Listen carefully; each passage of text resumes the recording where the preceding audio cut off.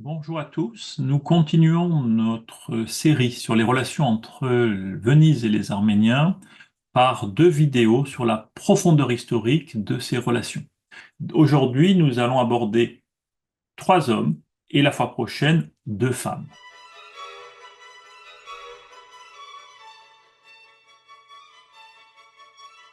Il faut savoir à l'introduction que l'Empire romain d'Orient a utilisé abondamment au IIIe et IVe siècle les membres des tribus germaniques comme militaires et administrateurs.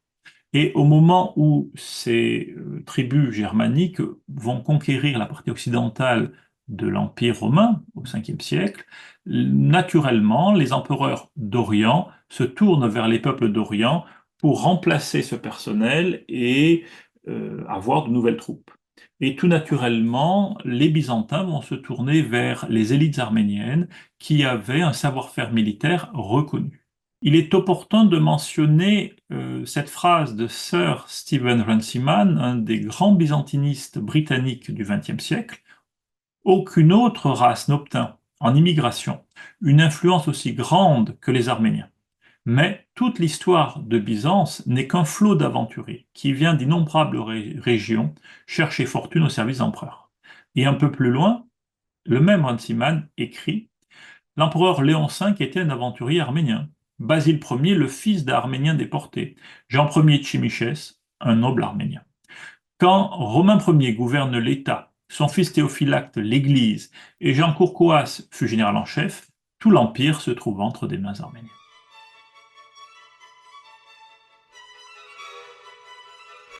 Débutons donc par Narsès, qui est un des grands noms de l'histoire italienne du VIe siècle. Il était originaire de l'Arménie dominée par les Sassanides et ayant été éduqué dans l'église de son peuple, il a été considéré par un certain nombre de ses opposants byzantins comme un monophysite, ce qui par ailleurs le rapprocha de l'impératrice Théodora, la femme de l'empereur Justinien Ier. Il a été châtré et vendu comme eunuque et intégra le palais impérial où il sera accueilli par un certain nombre d'autres fonctionnaires arméniens et montera rapidement en grade. Il est cubiculaire, c'est-à-dire membre de la chambre de l'impératrice dès 530-532.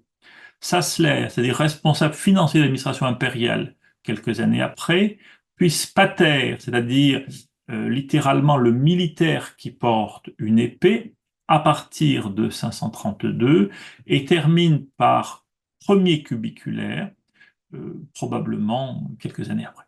En 532, moment de la sédition Nicaï, qui a failli coûter à Justinien son trône, Narsès a joué un rôle important parce qu'il a amené un certain nombre des séditieux à se rallier à l'empereur Justinien.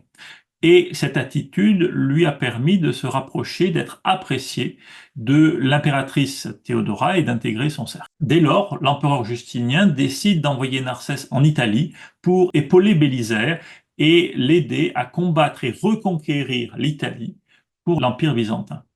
Les deux hommes ne s'entendent pas du tout et Bélisaire le fait rapidement rappeler. Et donc, pendant une dizaine d'années, les années 540, Narsès n'a que des postes secondaires que l'on connaît d'ailleurs très mal. En 551, Narsès est renvoyé en Italie pour continuer la guerre contre les Ostrogoths, guerre qu'il va réussir à gagner parce qu'il arrive à imposer une discipline de fer aux armées byzantines et à reconquérir quasiment toute l'Italie au nom de l'empereur Justinien. Il est reçu à Rome comme triomphateur en 554 pour célébrer l'achèvement de la conquête de l'Italie comme les empereurs de l'Antiquité. Et il va rester à Rome de 554 à sa mort, 568, comme duc pour organiser les nouvelles conquêtes comme province de l'Empire byzantin. En 559, l'empereur, pour le féliciter de ses conquêtes, le nomme patrice, ce qui est une des charges civiles les plus importantes au sein de l'Empire, et il va même être, en 565, l'année de la mort de Justinien, le consul de l'année. Narsès mourut en 574, âgé de 85 ans, dans son palais à Rome. Et il a un rôle particulier à Venise parce que c'est Narsès qui fit ériger l'église de San Gimignano, qui est une des plus anciennes églises de Venise. L'église a été détruite au moment où on a élargi la place San Marco et les fondements de cette église se trouvent sur la place à peu près au niveau du Café Florian.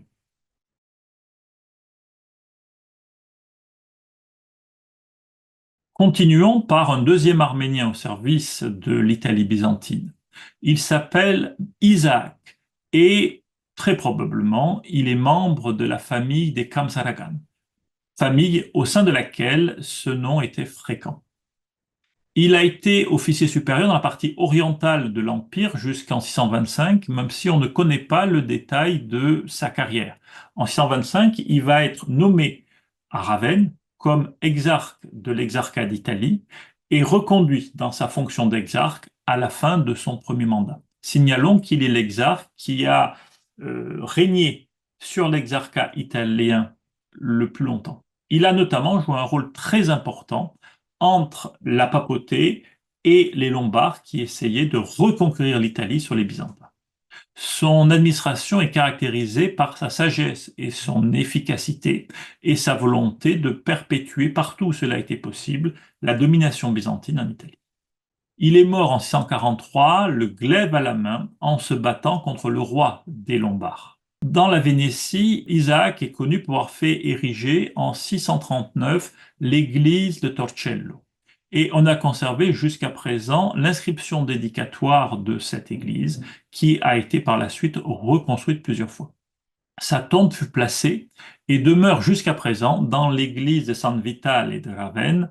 Et sur la tombe, il y a une longue inscription en grec, traduite à la Renaissance en latin, que je vous lis. Sigi, celui qui fut un bon stratège, qui garda Rome saine et sauve, et l'Occident sous des princes paisibles, 3 fois 6 années. Isaac, le compagnon d'armes des rois, grand ornement de toute l'Arménie. Il était en effet arménien, issu d'une famille illustre, quand il mourut glorieusement. Sa compagne, la sage Suzanne, aux mœurs d'une chaste tourterelle, ne cessa de gémir, privée de son mari qui obtint de ses travaux la gloire en Orient comme en Occident. Il commanda en effet l'armée d'Orient comme l'armée d'Occident.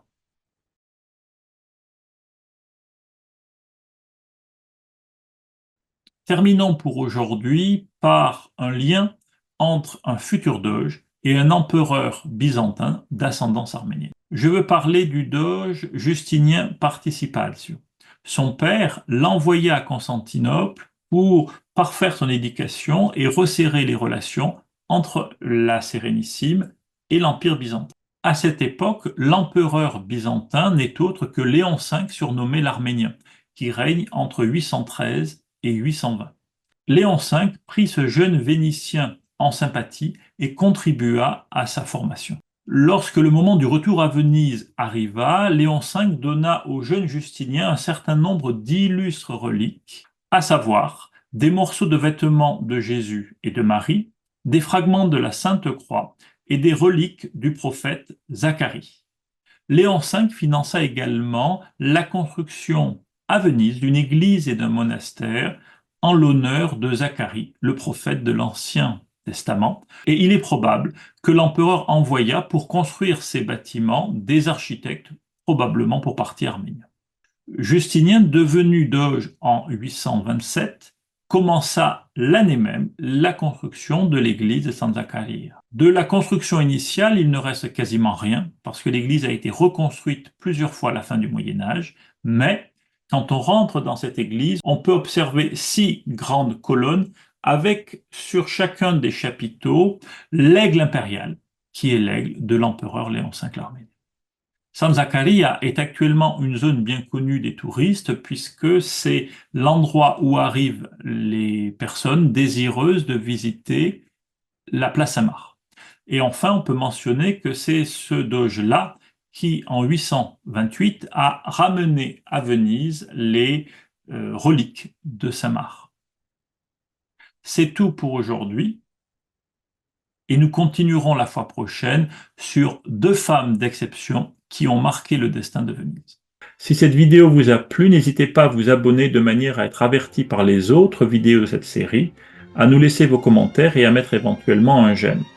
Un parcours de formation sur Venise et la tradition mekhitariste sera proposé dans le cadre du campus numérique arménien dans les prochains mois. Plus d'informations sont disponibles dans la description. Les livres de sources d'Arménie en lien avec ce thème vous sont accessibles avec une réduction de 50% en utilisant le code Venise 2024. C'est tout pour cette fois. On se retrouve dans la prochaine vidéo.